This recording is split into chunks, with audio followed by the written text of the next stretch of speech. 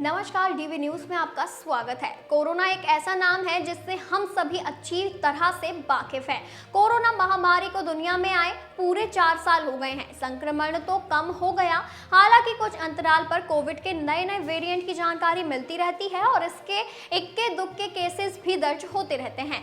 इन 4 सालों के दौरान इस महामारी से निपटने के लिए कई तरह के कदम उठाए गए, जिसकी समीक्षा की जाती है। यानी कोविड की रोकथाम के लिए उठाए गए कदम कितने पर्याप्त थे। इस कड़ी में एक समीक्षा 286वीं विधि आयोग यानी लॉ कमीशन ने की है। बता दें कि आयोग यानी लॉ कमीशन की रिपोर्ट ने भविष्य की महामारियों से निपटने के लिए एक महामारी योजना बनाने की सिफारिश की है।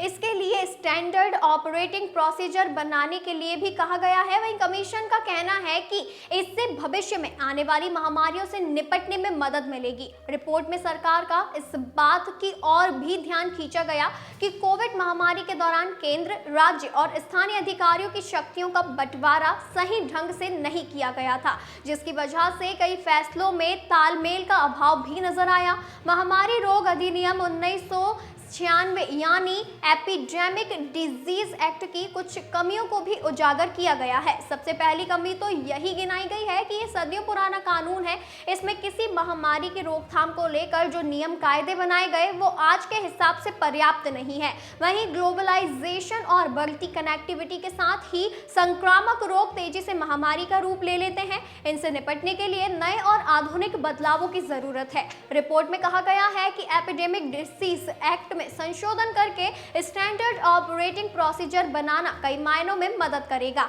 जैसे इससे सरकार के अलग अलग लेवल की शक्तियों और दायित्वों का सही बंटवारा हो पाएगा। वहीं किसी भी पब्लिक हेल्थ इमरजेंसी में तालमेल के साथ काम हो। लॉ कमीशन ने कहा है कि इस महामारी योजना को बनाने का कर्तव्य केंद्र सरकार पर है, इसीलिए केंद्र को यह रिपोर्ट राज्य सरकारों, निजी स्वास्थ्य संस्थानों, विशेषज्ञों से सलाह मशवरा करके ही आगे बढ़ानी चाहिए। रिपोर्ट में सिफारिश की गई है कि इन बदलावों को समय के हिसाब से नियमित अंतराल पर संशोधित करते रहना चाहिए।